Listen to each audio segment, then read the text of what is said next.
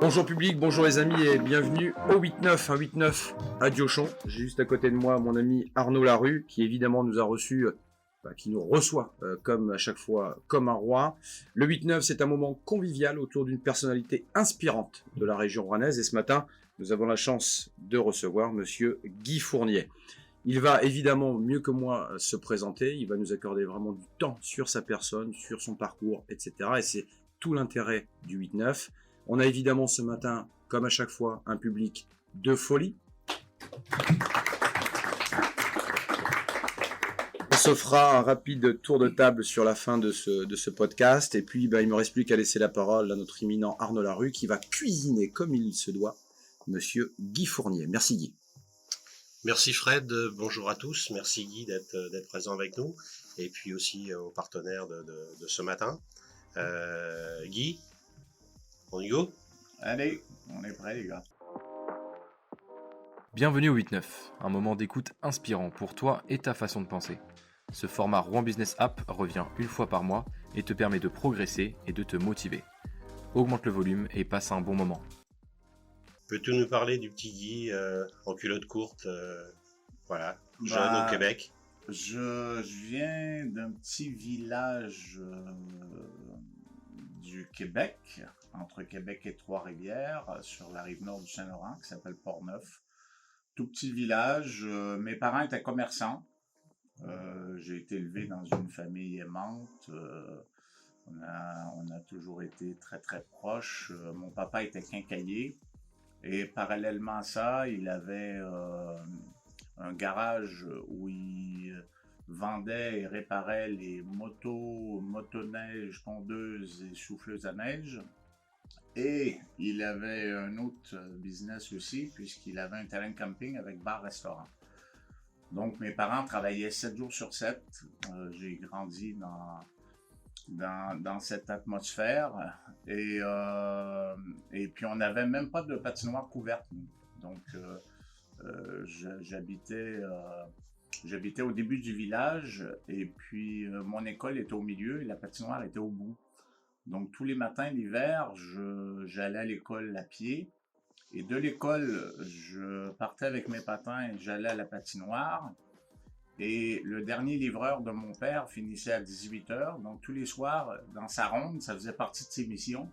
Il me récupérait à la patinoire à 18h, dehors, là, pour me ramener à la maison pour manger et faire les devoirs. Donc, c'était une enfance agréable parce qu'à cette époque-là, c'est inutile de dire qu'on était loin des réseaux sociaux. Hein. Je suis de 62, moi. Et puis... c'était vachement, dans ces villages-là, c'était vachement des trucs de potes, quoi. On avait des groupes de potes, là, où on était très soudés, on était toujours... l'été, on jouait au baseball, l'été, on jouait au hockey.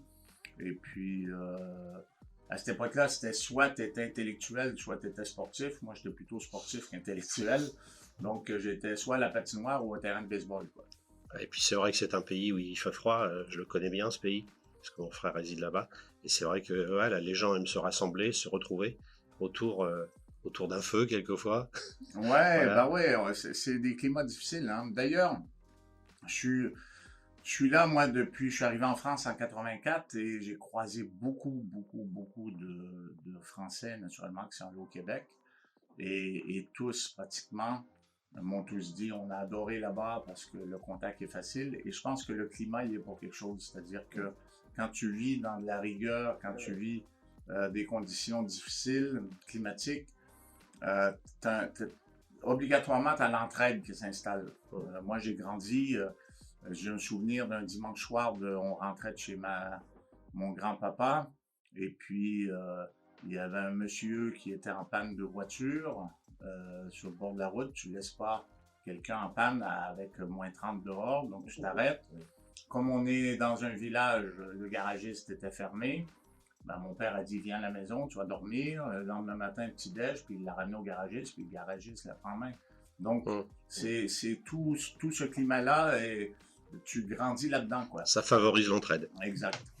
Bon, ton rêve d'enfant, quand tu étais jeune, basketteur, footballeur américain, baseball ? Moi, y a plein de trucs qui nous reviennent comme ça a posteriori. Moi, très jeune, à l'école primaire, je me souviens, on nous demandait ce qu'on voulait faire plus tard. Et moi, tout de suite, j'avais mis hockeyeur. Et je me souviens de ma maîtresse qui m'avait dit, le petit fournier, change ça, c'est pas un métier. Et j'avais mis architecte. Je sais même pas pourquoi architecte. J'avais dû voir un reportage, je sais pas quoi là-dessus, mais... Et donc, sur le coup, tu t'en rends pas compte, mais a posteriori, je m'aperçois que j'ai eu beaucoup de chance parce que j'ai réussi à faire ce que je souhaitais faire et c'est pas toujours facile. On a 3 enfants à la maison et il y en a un qui a trouvé sa voie, le deuxième tardivement, puis mon dernier qui a 15 ans, ben, il cherche encore et pas sûr. Et c'est pas facile toujours de savoir ce qu'on veut faire dans la vie. Mais moi, j'ai eu cette chance-là, c'est que j'ai eu une passion, je savais tout de suite ce que je voulais faire et j'y suis arrivé. Donc, j'ai eu beaucoup de chance à ce niveau-là. Dans l'école, t'en as brièvement parlé, c'était pas ton trip?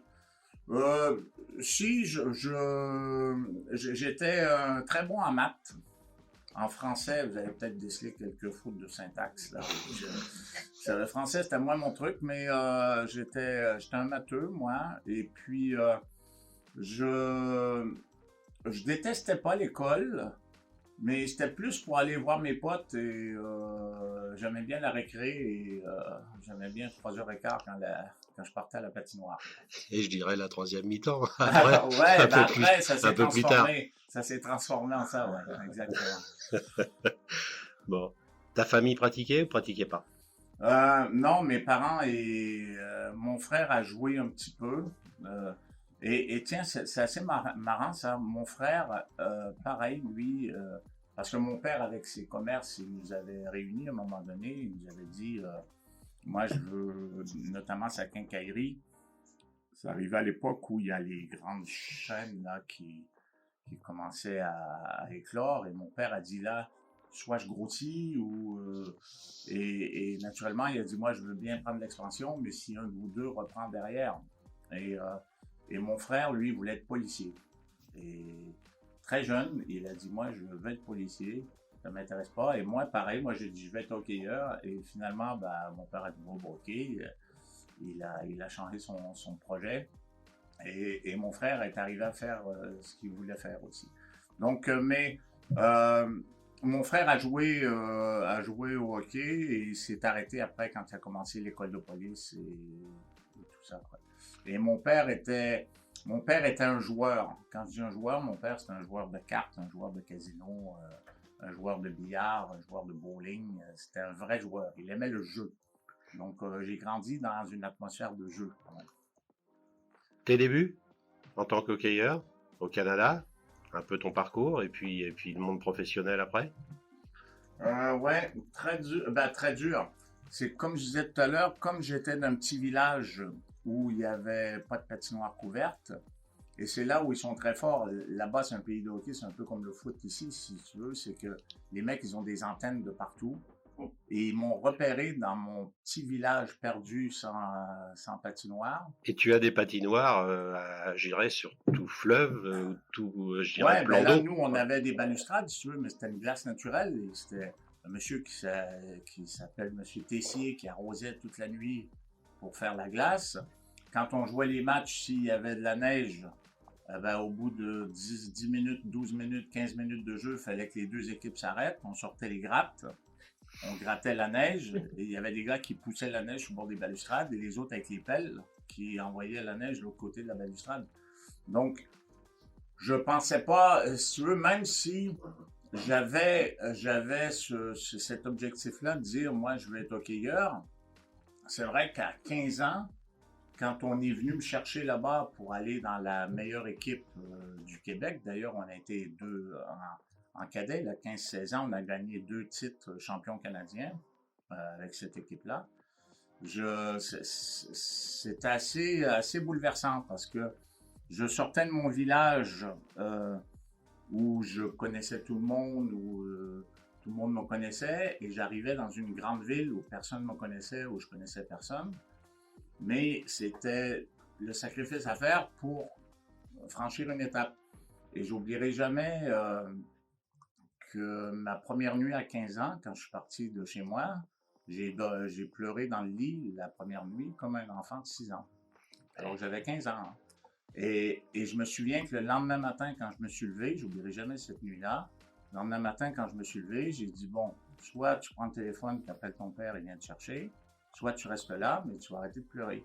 Tu vas pleurer tous Et les c'est soirs. une bonne école de la vie, et puis Ouais. toute carrière voilà, nécessite des efforts, des sacrifices, parce que voilà, la carrière professionnelle, sportive, Et ce qui est pas paradoxal, mais ce qui est marrant là-dedans, c'est que je reste persuadé que c'est une des meilleures choses qui me soit arrivée. Alors que j'étais dans un très très bon milieu familial. Vous savez, en tant que parent, des fois, c'est pas facile de laisser aller nos enfants. Et là, moi, j'arrive bientôt à une période aussi où mon fils de 15 ans, il commence déjà à me parler d'aller étudier à l'étranger. Et je le vis durement. Sauf qu'il faut que je me rappelle que moi, quand je suis parti à 15 ans, je pense que ça m'a fait grandir. Parce que tu es obligé de prendre tes responsabilités. Bon, après, il faut avoir la bonne fondation. exactement. Il faut être armé pour pouvoir affronter. Je peux raconter une anecdote. Quand à 18 ans, je me suis retrouvé, on était 6 à vivre dans une maison. Les 5 autres fumaient à l'occasion le pétard, là, qu'on appelait à l'époque. Ça aurait été, si j'avais Facile pas pour été toi solide, j'aurais basculé, j'aurais dit, bon, ben, faut que je fasse partie de la gang. Bon, ben, j'ai fait une réunion, j'ai expliqué à tout le monde, j'ai écouté les gars, moi, j'ai rien contre ça, c'est top. Moi, je prends ma bière, je suis content. Ils ont dit, hey, il y a zéro problème. Tu étais déjà le manager de la maison à cette époque-là. Bière, et puis tout va bien, donc... mais... Tu étais déjà le manager de cette maison-là à l'époque. Mais ça... Donc, je trouve que ça te fait grandir, mais il y a des périodes difficiles, donc, mais c'est ce qui nous construit, hein, je pense. Tout à fait. Ton arrivée en France? Arrivé en France, je m'étais fait virer. J'avais un contrat de 4 ans avec les Jets de Winnipeg. Ma dernière année junior, j'ai été payé par Winnipeg. Après, j'ai joué 2 ans professionnel dans leur club ferme en ligne américaine. Et ma 4e année de contrat, ils m'ont racheté. Donc, là-bas aussi, c'est pas très délicat. Hein. Tu apprends ça par un courrier recommandé. Tu n'as même pas d'entretien, tu n'as rien. Tu reçois ta lettre, tu dis... on n'a plus besoin de vous, monsieur. Est-ce que vous souhaitez des paies irrégulières ou vous souhaitez un chèque des 2/3 de votre salaire? Parce qu'il me devait 2/3 du salaire. Donc, j'ai dit, ben, amenez-moi le chèque, je vais m'arranger avec. Donc, j'ai placé l'argent et j'avais un de mes potes qui a appris que j'avais plus de boulot, qui était en banlieue parisienne à Viry-Châtillon, mon grand ami Alain Rioux. Et là, il m'a tout de suite appelé, il m'a dit, écoute, on cherche un étranger ici, pourquoi tu viens pas avec moi? On est à côté de Paris. Et là, je me suis dit, bon, mon année, elle est faite. Paris, une des plus belles villes du monde. Je vais vivre une expérience. Je vais partir une année, puis après, j'arrête. Je commencerai à travailler. Et puis finalement, la France m'a tout de suite plu. Donc, j'ai dit, bon, ben... Tu avais quel âge à cette époque-là? J'avais 22 ans. Ah, c'était jeune quand tu te projetais, je fais 1 ou 2 saisons et puis après, j'arrête. Ouais, mais ça, c'est assez drôle, hein. L'avenir me fait pas peur. C'est assez marrant. Moi, je pars du principe que je suis honnête, je suis travailleur, donc les défis me font pas peur et j'ai jamais eu, tu sais, bon, on va en parler peut-être tout à l'heure, une relation particulière avec mon président, puis ça fait longtemps dans le sport, des fois ça bouge, mais j'ai jamais senti le stress, la pression de dire si je perds mon boulot, qu'est-ce qui arrive? Je me suis fait virer 2 fois des équipes en tant que joueur. Et finalement, tout ça, ça a été pour du mieux. Parce que derrière, c'était mieux que c'était avant. Donc, Et je dirais que peut-être parce que tu étais issu d'une famille où tu disais tout à l'heure, famille aimante, avec une structuration, je dirais, dans la famille, qui t'ont apporté des valeurs et autres. Et voilà, tu n'avais pas le stress peut-être de perdre ton travail ou autre parce que tu t'es toujours dit, voilà, j'ai vu mes parents travailler peut-être. Je rebondirais. Sûrement, je pense que moi, mon père, c'était mon Dieu et effectivement, certainement, qui m'a donné une confiance, entre guillemets, qui fait que j'étais pas inquiet naturellement. C'est vrai qu'on se connaît depuis pas mal d'années, je dirais presque 30 ans. Et c'est vrai que je t'ai toujours vu zen, jamais, voilà, même quand tu étais sur le bord de la glace, que l'équipe n'était pas toujours peut-être à son top niveau. Je t'ai jamais, voilà, vu énervé, stressé, voilà, toujours avec, je dirais une assurance, voilà. Bon, on s'améliore, hein, on prend un peu. Je trouve que l'âge nous Mais oui, amène, on s'améliore tous. l'âge nous amène quelques inconvénients, mais ça nous amène un petit peu plus de sérénité aussi, puis on arrive à relativiser un peu plus. Même si un truc que je déteste, c'est perdre. J'ai horreur de perdre, mais T'es le Dédé canadien, alors. mais à part ça, c'est vrai que je prenais beaucoup moins de recul quand je coachais, puis quand je suis passé manager, j'ai pris un peu plus, même si je déteste encore cette défaite-là, mais j'arrive à mieux relativiser, quoi. T'as pas eu de mal du pays quand t'es arrivé en France? T'étais avec comme tu dis, ton pote. Peut-être que ça a été plus facile je dirais, affronter peut-être, voilà, même si le Canada, ça ressemble un petit peu, je dirais, à la France, voilà, mais c'est un mix canadien, américain. Ouais. Ben, en fait, je raisonnais toujours en temps, moi. C'est 6 heures d'avion, tu vois. Donc, 6 heures d'avion, moi, dans mon village, j'avais un de mes meilleurs amis qui travaillait sur la côte nord. Il était à 6 heures de voiture. C'est ce que je disais toujours à ma mère. Ma mère, elle me trouvait loin. Je disais, notre ami Denis, que ma mère connaissait bien, il est à 6 heures de voiture. Moi, je suis à 6 heures d'avion. Bon, c'est un peu plus compliqué, c'est un peu plus cher, c'est un peu plus... Ouais, c'est ça. Mais je raisonnais en temps, donc ça m'arrangeait. Hein. J'essaie toujours de trouver l'histoire qui m'arrange, en fait. Ouais, c'est une façon de voir. Et en fait, tous les ans, au début, j'avais les 2-3 premières semaines qui étaient plus dures. J'avais du mal. Bon, à l'époque, j'étais joueur. On avait 4 mois de vacances. Moi, j'étais un fou de golf. Je jouais 7 jours sur 7 au golf. Donc, quand arrivait la fin de l'été, qu'il fallait que je refasse ma valise pour repartir, j'aurais bien joué un autre mois de golf encore en plus, quoi, tu vois. Donc, j'avais un peu de mal les 2-3 premières semaines et après, vite, c'était oublié et je me sentais dans mon élément.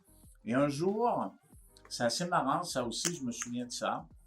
Je ne saurais pas vous dire exactement quel âge j'avais. Ça devait faire 15-20 ans que j'étais là, je pense.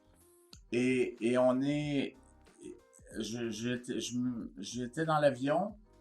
L'avion a reculé, là, de l'aérogare. Et là, j'avais une dame assise à côté de moi. Et j'ai dit, excusez-moi, j'ai dit, vous êtes contente, là, de partir? Et là, ça l'a surpris un peu comme question. Elle me dit, bah oui. Elle dit, je suis venu voir mon frère qui est installé ici au Québec, mais je retourne chez moi en France. Ben, je lui ai dit, je vais vous faire une confidence. Je viens de m'apercevoir que moi aussi, j'étais content de retourner en France. Et là, ce jour-là, il y a eu une bascule dans ma tête. C'est que je me sentais réellement autant français que québécois, quoi. J'ai mes racines québécoises, j'ai ma famille que j'adore, naturellement, tout ça. C'est mon ancrage, mais j'ai 60, je vais avoir 61 ans et je suis arrivé à 22 ans en France. Oui. Si on considère que de 0 à 50, je sais pas si vous en souvenez, les gars, mais moi, je m'en souviens pas trop. Donc, j'ai vécu la majeure partie de ma vie, je l'ai fait en France. Et il y a même des moments où c'est tellement un mélange de deux cultures, là, qu'il y a des moments où j'ai des réactions ou des attitudes, je sais même plus si c'est ma culture québécoise qui m'a donné ça ou si c'est ma culture française. C'est un mélange de deux trucs qui t'es nourri des deux. Ouais, c'est assez bizarre. Et puis maintenant, ben, j'ai marié une Française, mes enfants sont français, tout ça, donc... mais je retourne toujours naturellement avec grand plaisir au Québec. Quelques anecdotes croustillantes, si tu veux, de hockeyeurs. Ah, le hockeyeur. Tu dois en avoir des tonnes. Ah ouais, il y en a tellement parce que la vie de vestiaire, c'est réellement sympa. T'as connu ça dans le foot. C'est même si je pense que les mentalités, excuse-moi, sont différentes parce que vous êtes dans un jeu voilà où il faut combattre, même si au football on combat aussi, mais je dirais que c'est un jeu qui est beaucoup plus basé sur sur le contact. Ouais, il y a l'aspect physique et même si nous, on est 20 dans un vestiaire, et même si forcément tu as plus d'affinité avec certains, tu peux pas être proche pareil avec tout le monde, c'est normal, c'est humain. Mais quand t'as un groupe là qui a cette culture du maillot, cette culture de la gang et qui sait faire la part des choses, que même si on s'entend pas forcément super bien à l'extérieur, ben, quand on porte le maillot, quand on monte sur la glace, On a un objectif commun, on a un exactement, but. on est deux potes et on se bat pour la même chose. Et forcément que tu vis plein d'histoires, tu vis plein de belles aventures humaines, quoi. La vie de groupe, c'est quand même, tu sais, le nombre d'heures qu'on passe aux entraînements, aux déplacements. Nous, on fait tout en bus, Oui. dans les hôtels à l'extérieur, les voyages européens, tout ça, Vous jouez tous les 3 jours, des temps de vie, les déplacements, vous faites beaucoup de déplacements en autocar. Voilà, j'ai pu le connaître aussi moi dans ma carrière sportive, où c'est vrai que ça crée des liens, ça crée je dirais de la relation humaine, et bien sûr sur le terrain, ça se retrouve aussi dans les moments difficiles. Et nous, on a tourné ça dans tous les sens, hein. Il y a pas d'autre façon de voyager que le bus pour nous. Parce qu'on a trop d'équipements. Les équipements, chaque joueur a un gros sac, les crosses, les responsables de matériel ont les affûteuses et tout ça. Donc, il faudrait qu'on envoie un camion à part si on voulait prendre le train. Bon, l'avion, on n'en parle pas, c'est trop cher pour nous, mais le train, si on voulait prendre le train, il faudrait qu'on envoie un camion. Encore là, ça va. Mais le problème, c'est qu'à l'heure où finit le match, ça implique qu'il faut une nuit d'hôtel derrière, les repas, tout ça, parce qu'il faut prendre le train le lendemain matin.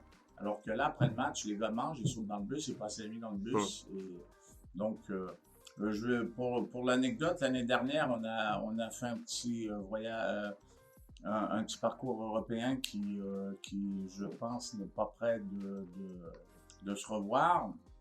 Et quand on a affronté Il faut pas dire ça, Guy, il faut pas dire ça. Regarde l'équipe de France. Ouais. Faut se nourrir et s'inspirer d'eux. Quand on a affronté Salzbourg, c'est quand même le Red Bull, donc c'est une puissance autre que nous. Et naturellement, j'ai créé un lien avec mon homologue là-bas, et c'était match aller-retour. Et moi, je peinais à trouver la bonne façon d'aller là-bas, parce qu'il n'y a pas de vol direct de Paris pour aller là. Et naturellement, tu connais les coachs. Les coachs voulaient, naturellement, pour le bien des joueurs, y aller en avion.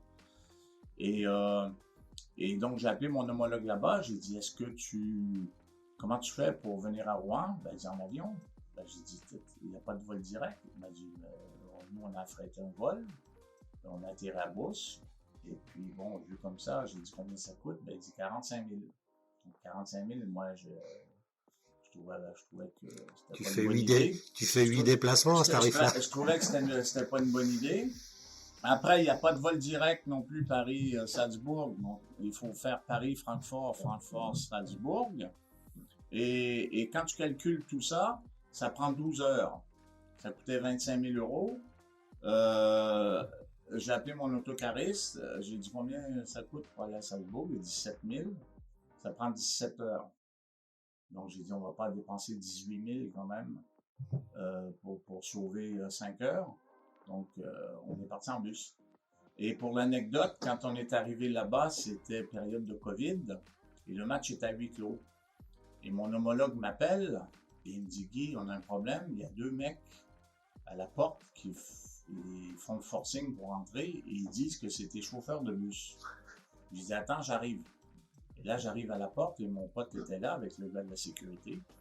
Et là, je vois mes 2 chauffeurs, mon Pascal, là, avec son acolyte. Et là, je dis, ouais, s'il te plaît, laisse-les rentrer, c'est effectivement mes chauffeurs. Et là, il me regarde, et il me dit, Guy, vous êtes quand même pas venu en bus? Là, j'ai dit oui. Et là, il n'en revenait pas, parce que lui, c'était inimaginable de faire un déplacement comme ça. Donc, c'est des structures, naturellement, c'est une force, le Red Bull, et c'est des des structures différentes, quoi. On est obligé de gérer des mannes financières différentes et c'est pas les mêmes. Pas les mêmes Rappelle-nous le score sur les Ah 5 ben confrontations. on s'est qualifié, on a gagné 4-2 ici et on a perdu d'un but là-bas, donc on s'est qualifié pour passer Ouais, en quart de finale. Là. belle leçon. Belle leçon. Ah Et ben puis, c'est vrai que dans le sport, il y a pas trop de règles. Naturellement, on fait tout pour prendre soin des joueurs, mais ça garantit pas le résultat non plus. J'ai des quelquefois. anecdotes pareilles. Quelques années avant, en Allemagne, on allait jouer le match de qualification là contre une équipe de DEL et on est tombé au même moment d'une grande exposition qu'il y avait là-bas. Donc les hôtels étaient hors de prix et là moi j'ai dit à mon coach, j'ai dit écoute, on va aller se trouver un petit village à peu près à 30 km de là. Et puis, on fera les allers-retours. Mon coach, qui aime bien toucher la glace le matin avec ses joueurs, dit Guy, c'est pas très pratique, tout ça. À la sortie, je vous raccourcis l'histoire. À la sortie, j'ai dit, les gars, ils dormiront dans le bus. Donc, on est arrivé le matin, ils ont pris le petit-déj, on a mis le bus dans le parking. Il y en a qui ont dormi dans le bus, il y en a qui ont étendu les jambières de gardien de but dans le vestiaire, ils ont fait la sieste dans le vestiaire. On est allé gagner le match quand même. Dans l'adversité, quelquefois. Ceci dit, l'histoire, elle est marrante comme ça, puisque tu me demandes des anecdotes, mais sur le long terme, forcément, ça marche pas. Il faut bien traiter ses joueurs, on fait tout, nous, au maximum pour bien traiter les joueurs. Mais sur quelques one-shots comme ça, tu as toujours la raison qui fait qu'à un moment donné, on a une réalité budgétaire et puis on a des budgets serrés, puis tu dis, je t'ai amené à prendre des décisions et finalement, tes gars, souvent, sur un one-shot comme ça, ils le comprennent, ils sont capables de se dépasser pour aller chercher le match. Mais ça permet quelquefois de casser le quotidien et d'aller chercher dans l'adversité des ressources comme... voilà. Ouais, les gars, ils sautent parce que, en fait, dans ton groupe, là, quand tu es 20 joueurs, tu n'as pas 20 leaders, hein, mais tu as 2-3 leaders, et quand ces gars-là décident de tirer tout le monde par le haut, ça déménage, comme on dit. Ouais. Ton meilleur souvenir sportif? Il doit y en avoir aussi. Meilleur, j'en ai plein. Forcément, tous les titres, là, ça a commencé à 15-16 ans. Les 2 titres de champion canadien, ça, c'était des beaux moments. Là, on a tout battu au Canada. C'était assez sympa. Et puis après, tous les titres aussi ici, les belles performances européennes. Rappelle-nous combien de titres de champion de France? 16. On peut applaudir, les gars. Et oui, c'est encore moi. Je te coupe 2 minutes. J'espère que tu passes un bon moment. Toi aussi, tu peux nous inspirer. Tu as juste à nous envoyer des idées, des thèmes ou à nous partager un leader inspirant que l'on peut interviewer. Allez, bonne écoute à toi. Ah, et j'ai failli oublier. Tu peux dès à présent télécharger l'application Business App sur Apple Store et Play Store. Parce que top niveau dans ce sport, en tout cas, voilà. Et puis, félicitations en tout cas à ce que tu as pu faire. Le pire souvenir? Le pire, en fait, je le disais tout à l'heure, je prends en général ce qui m'arrange, moi. Je suis assez positif de nature, je suis assez... j'ai un de mes amis qui disait toujours une phrase que j'ai toujours trouvé très drôle, et il disait toujours « Un moment de honte est vite oublié ». Et je trouvais ça très drôle comme phrase, et en fait... j'essaie de mettre de côté tout ce qui tout ce qui me convient pas, quoi, tout ce qui m'arrange pas, tout ce qui j'essaie d'évacuer ça de ma tête et puis de garder que les bons côtés. On peut s'en inspirer alors. Ta seconde vie, entraîneur, manager, ça a été naturel chez toi?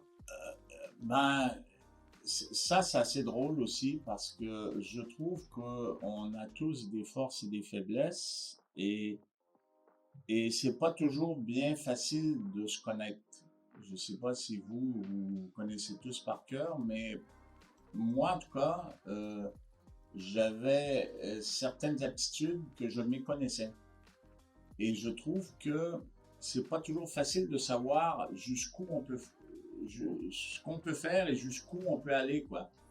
Et Et je me souviens très bien que quand Thierry Chex m'a proposé de reprendre l'équipe, je me souviens de lui avoir dit, mais écoute, j'ai jamais dit à personne que je voulais coacher, tout ça, est-ce que tu penses que je pourrais le faire? Et on avait déjà joué ensemble, mais Thierry m'a sorti 2 anecdotes.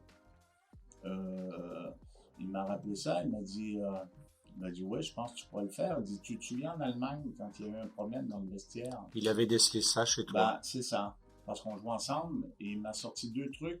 Il me dit, tu te souviens en Allemagne, quand il y a eu un problème dans le vestiaire, qui s'est levé pour prendre la parole? Et c'était moi. Et après, il dit, tu te souviens quand les joueurs voulaient faire la grève? Aussi, quand on a eu des problèmes de salaire, tout ça, qui s'est levé pour prendre la parole et régler ça? Et c'était encore moi. Et lui, ça l'avait marqué. Et il m'avait dit, je suis sûr que tu pourras le faire. Mais moi, je le faisais pas en me disant, ça va m'apporter du boulot dans 10 ans. Tu le faisais naturellement. Exactement, j'en étais même pas conscient, si tu veux. Et c'est ça qui est marrant, et quand j'ai finalement accepté, parce que sinon je devais aller vendre de l'assurance au Canada. Il y avait un l'assureur de mon père là-bas qui m'avait dit, j'ai appris que tu arrêtais, viens, je t'embauche. Et j'ai dit pareil, j'ai dit, j'y connais rien à l'assurance. Il me dit, tout le monde te connaît. Toi, tu connais tout le monde, tu as de la chat, je t'inquiète pas, le métier, je vais te l'apprendre. Et tout s'apprend de toute façon. Ouais, c'est ça. Après, c'est une question de volonté. C'est ça. C'est de détermination. Je pense que si tu es volontaire, tout ça, exactement. Il faut juste, c'est l'humain, et après, ben, tu y apprends le métier.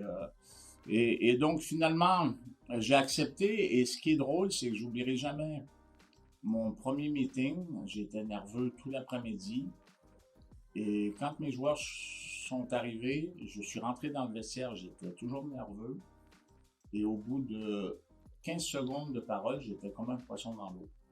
Et là, j'ai compris tout de suite, j'ai dit, je suis à ma place. Voilà. Mais après, c'était compliqué parce que moi, je me suis retrouvé à gérer des gars avec qui j'avais déjà joué. Et si vous voulez, moi, j'étais un joueur pas mal. J'étais un bon technicien. Mais j'étais pas mal après le match aussi, si vous voyez ce que je veux dire. Et je me rappelle avoir fait. Et ça, les gars que j'étais amené à diriger, ils le savaient, ça, parce qu'on avait joué ensemble. Donc, si j'étais arrivé avec un management très vertical, je pense que je me serais cassé les dents tout de suite. Si j'étais arrivé en disant, maintenant, c'est moi le patron, ça va marcher comme ça, tout ça, ça n'aurait pas marché. Donc, j'ai eu un management très horizontal, de partage, de discussion. Mais j'ai expliqué à tout le monde que j'avais eu un témoignage de confiance que je souhaitais honorer. Et ça, par contre, c'était la priorité. Et après, j'étais pour qu'on partage l'histoire ensemble, qu'on l'écrive ensemble, et que j'étais ouvert au dialogue et tout ça. Et c'est pour ça que la transition. Et parallèlement à ça, ben, je suis allé me former, par contre. J'ai fait beaucoup de cliniques d'entraîneurs un peu partout dans le monde. J'ai rencontré... Vous appelez ça des cliniques d'entraîneurs? Des cliniques, ouais, cliniques d'entraîneurs, des coaching cliniques. Chirurgical, alors? Ouais, coaching clinique, ouais, un peu partout en Europe et en Amérique du Nord, là, au Canada, aux États-Unis, pour asseoir naturellement ma confiance, et là, c'est devenu un petit peu plus vertical, même si je reste toujours ouvert, naturellement, à toutes les bonnes idées. Petite question, justement, sur ce parcours-là, cette deuxième vie. Pour être entraîneur dans le hockey, il y a des diplômes comme dans le football, pareil? Ouais. Des brevets d'État qui vous permettent d'accéder, ouais. D'accord. À mon époque, pour être honnête, ça existait, mais personne s'en occupait.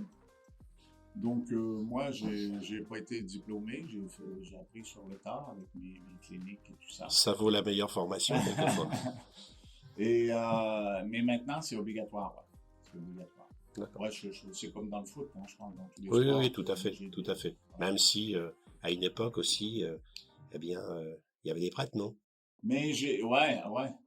Mais j'ai eu aussi, vous savez, j'ai eu la chance de rencontrer, il y a des gens qui gardent leur savoir et il y a des gens qui partagent leur savoir. J'ai eu la chance de rencontrer des gens exceptionnels, moi. Kjell Larsson, un Suédois, là, qui est un fin tacticien. Alpo Suonen, c'est le premier coach européen qui a coaché en NHL, il a coaché les Blackhawks de Chicago.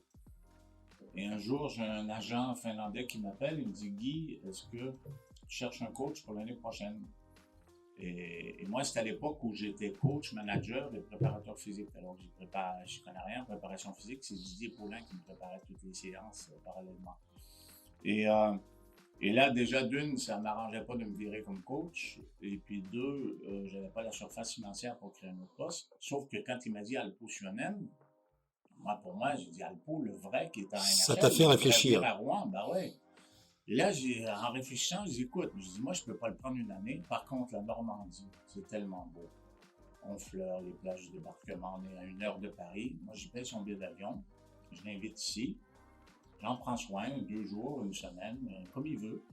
Tout ce que je lui demande, c'est qu'on travaille 3 heures tous les matins ensemble. Et l'après-midi, le soir, je m'en occupe. Tu lui as fait découvrir quelques coins dormants. Par contre, ça m'a coûté un bras. Hein. Il est venu 3 jours. Mais le hockeyeur aime bien la bière. Il fumait des cigares longs comme ça. Je suis allé à la cave Jeanne d'Arc acheter une caisse de cigares. Il aimait les Bordeaux. Je suis allé à la cave à côté chercher des Bordeaux. Je l'ai amené chez Gilles un soir au Réverbère l'autre soir. Bon, j'ai tout fait. Hein.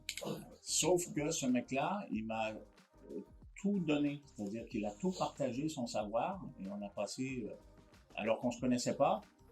Et puis, je l'ai recroisé en Finlande après. Il m'embrassait comme si j'étais son beau-frère. C'est assez exceptionnel. Donc, il y a des mecs comme ça qui m'ont fait grandir. Quoi. Je crois plus de 30 ans au service du club. Ta relation avec Thierry Chex, avec qui tu as partagé le vestiaire, tu peux nous en parler? Bah ouais, Thierry, c'est mon grand ami. On jouait ensemble.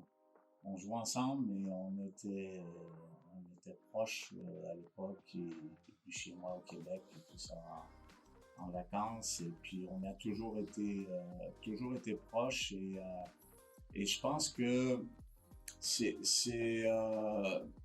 j'ai été privilégié parce que d'une, il a cru en moi et deux, il m'a donné une liberté de travail. Et quand je disais tout à l'heure, j'ai jamais ressenti la pression, c'est vrai. J'ai jamais travaillé sous pression. Ça a toujours, même si on a eu des périodes difficiles et quand il a un truc à me dire, il me le dit, hein, il n'y a pas de souci.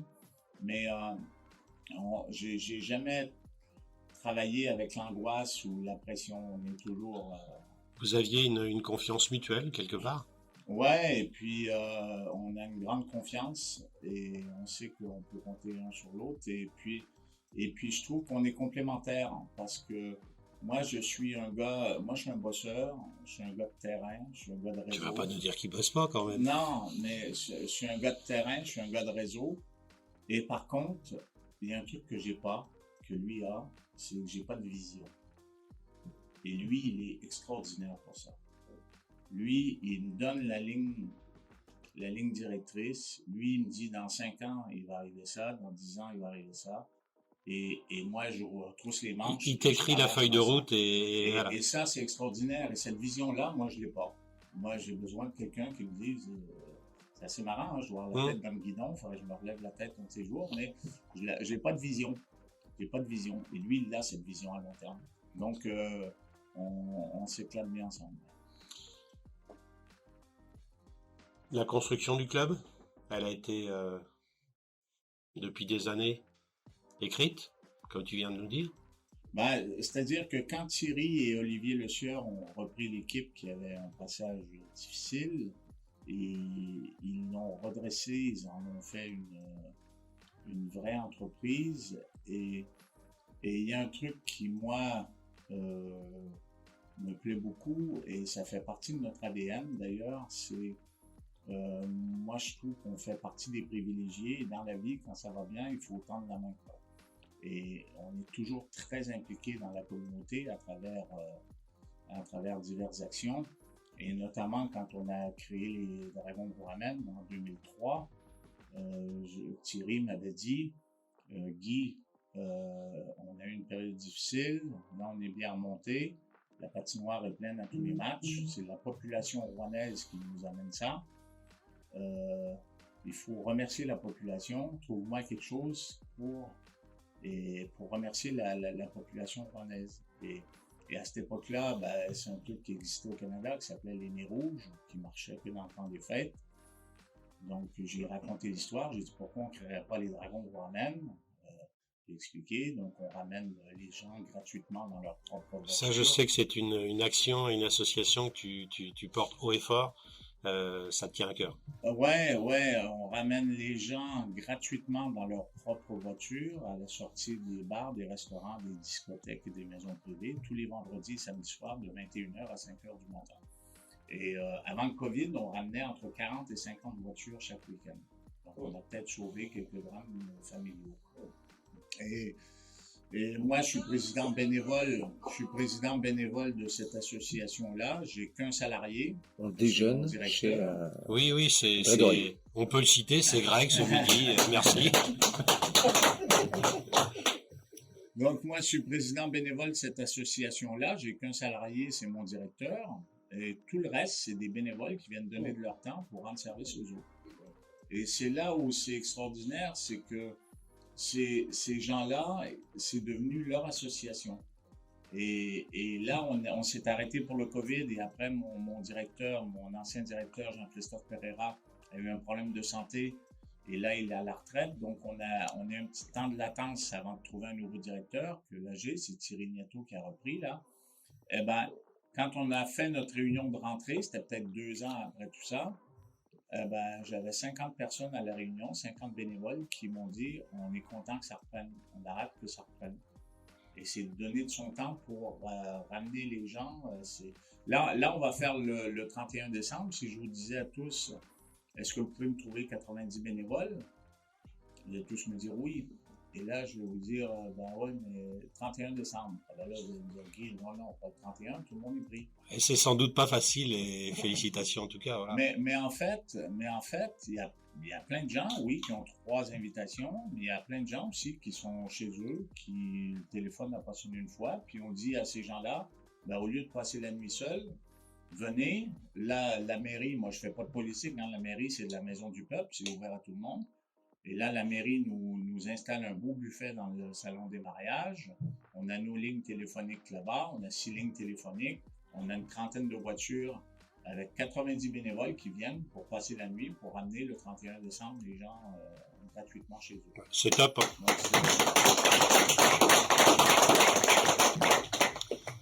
Il est vrai que le RHE est très très impliqué dans plein d'actions. Si je fais juste un parallèle, nous aussi, à QRM avec notre association, voilà, on s'est inspiré aussi.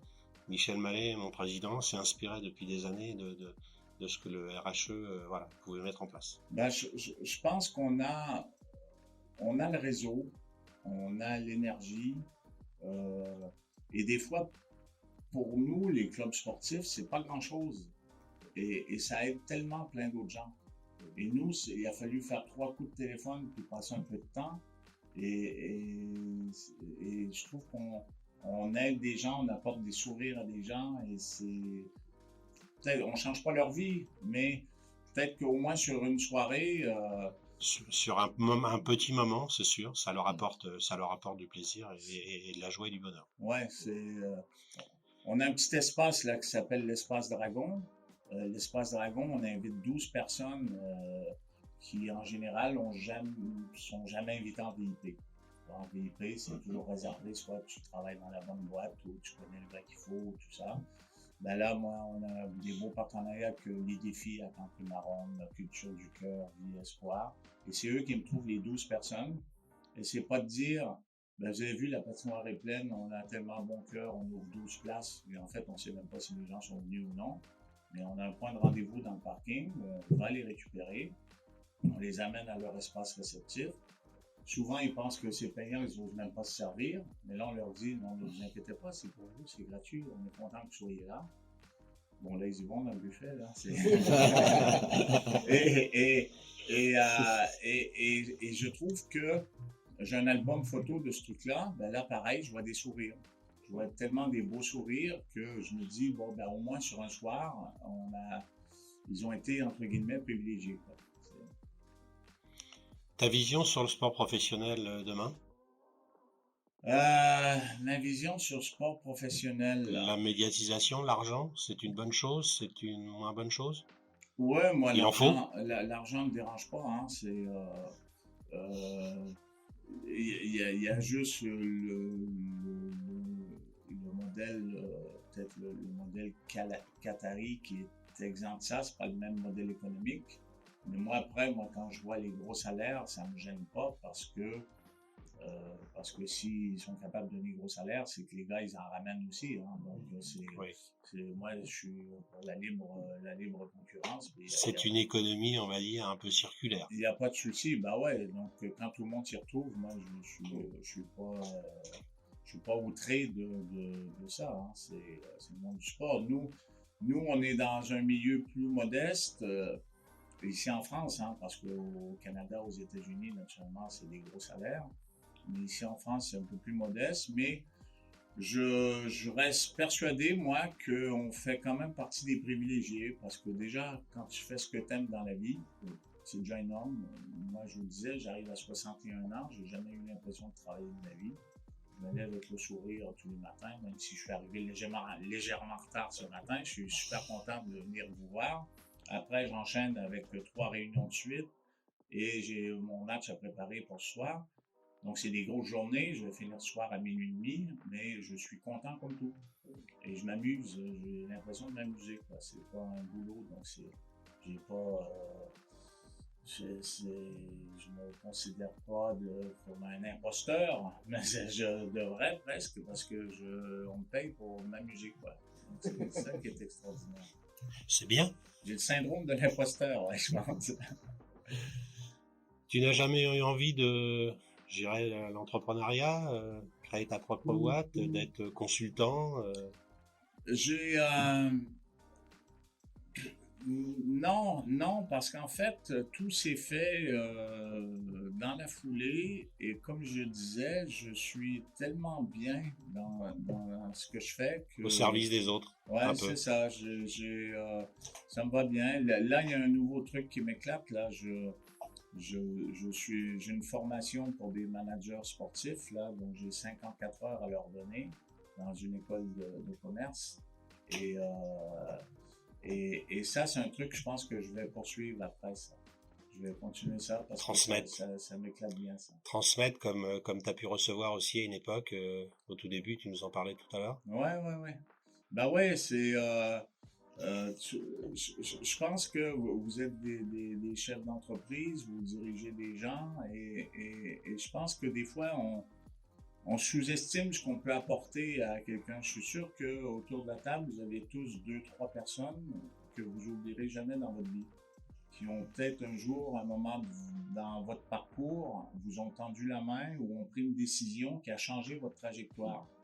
Et des fois, je pense qu'on peut être ces gens-là pour des jeunes qu'on a sous nos ordres ou dans votre entreprise. Et je pense que des fois, on sous-estime ça. Et moi, là, quand j'ai mes jeunes à l'école, là, j'essaie de leur donner un maximum. J'essaie de les aiguiller, de les préparer à ce qu'ils vont vivre, ce qu'ils vont rencontrer plus tard dans leur vie professionnelle. Et ça m'éclate bien. Ouais. C'est pas facile la question qui va venir, mais ta principale qualité, ton principal défaut. Pas facile de parler de ça. Ouais, c'est vrai. Ah là là, c'est vrai que c'est dur de parler. Faudrait demander à Thierry, ça. C'est Thierry qui saurait mieux, je pense. Et ça dépend des points de vue. Ma femme va te dire autre chose que Thierry, quoi. Donc, ça dépend des points de vue. J'ai du mal à me définir. Ouais, mais je dirais que tu passes peut-être plus souvent du temps avec Thierry qu'avec ton épouse, peut-être. Bah, ouais, le fait qu'on habite dans la Drôme, ouais, c'est un peu plus compliqué. On se voit que le week-end, mais c'est des vrais moments, ouais. C'est des vrais moments. Mais je dirais, je pense que le fait que je vienne d'un village au Québec et mon père qui était commerçant, il y a un truc que je pense où je me débrouille pas mal, c'est que je crée des liens facilement. Je parle à tout le monde, les inconnus me dérangent pas, j'aime les gens, moi, et ça, j'aime parler aux gens, j'aime échanger, j'aime découvrir, ça, c'est un truc où ce contact-là, j'ai le contact facile. Ouais, c'est vrai. Enfin voilà, pour ma part en tout cas, chaque fois que je t'ai demandé une intervention ou pour voilà différentes choses, j'ai toujours eu un oui spontané. Voilà.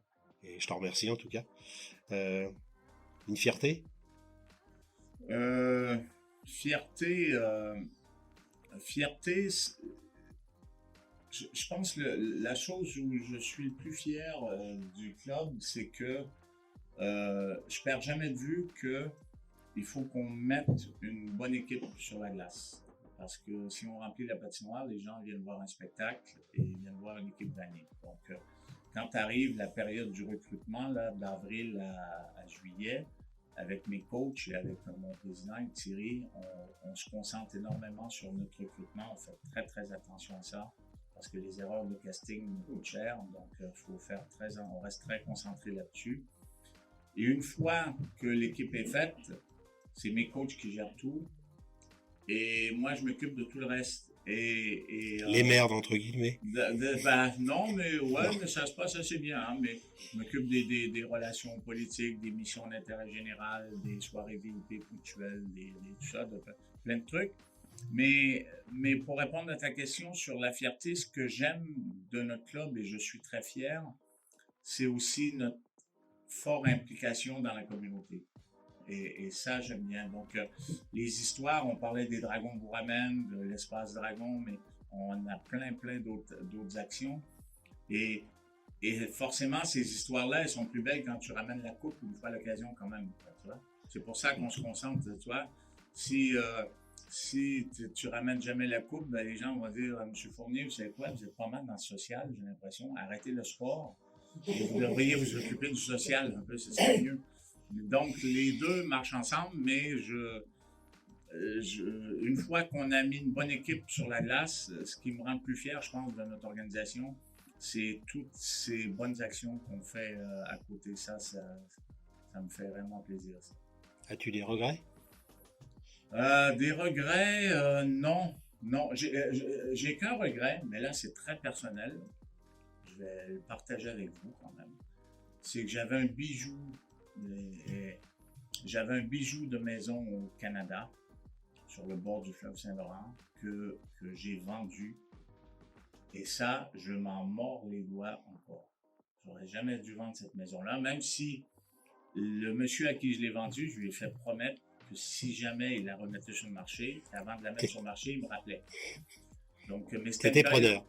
C'était une période de ma vie où je venais de perdre mon papa et puis j'étais un peu perturbé. Puis avec ma femme, on a pris une décision rapide là de vendre. Mais c'est le seul regret que j'ai, je pense. Et c'est un vrai regret parce que je l'ai toujours en tête.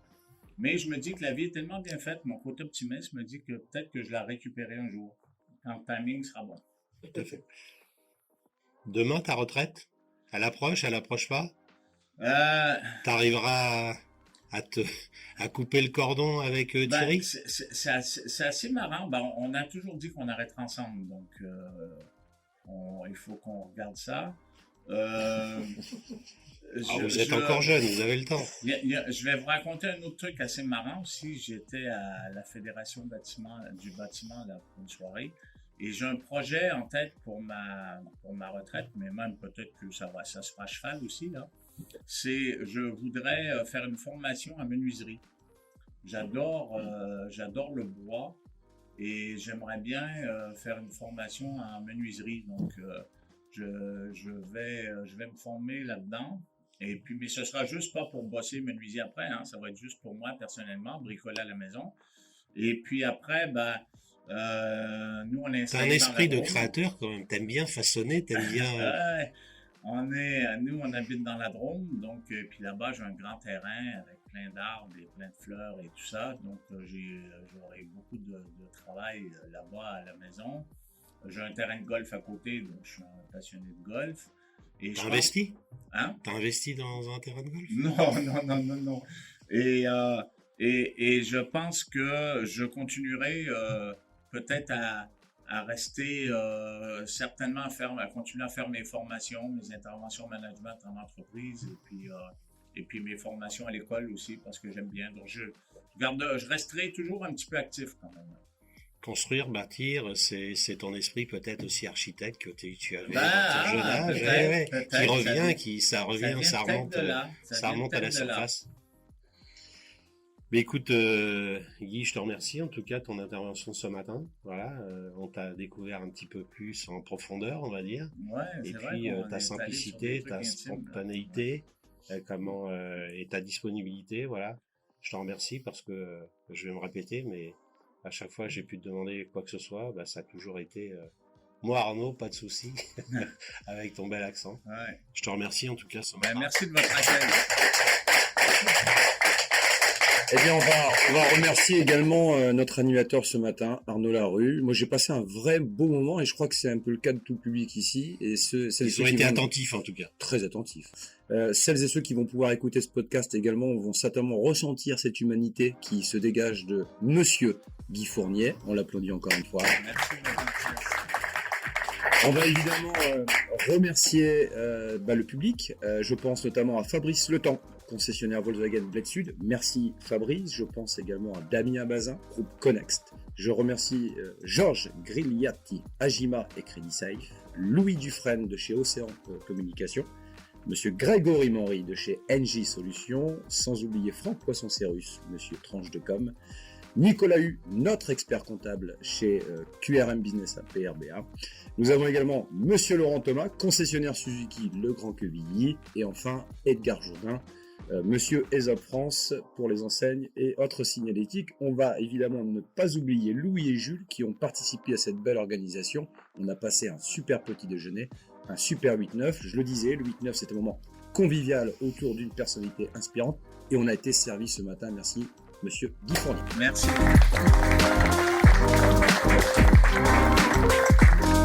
Tu es sûrement en voiture, dans le métro ou dans ton bain. J'espère que ce podcast t'a plu. Pour découvrir les autres 8-9, rends-toi directement sur la plateforme Rouen Business App et choisis l'abonnement qui te convient. Tu auras aussi la possibilité d'assister aux interviews en live. À bientôt.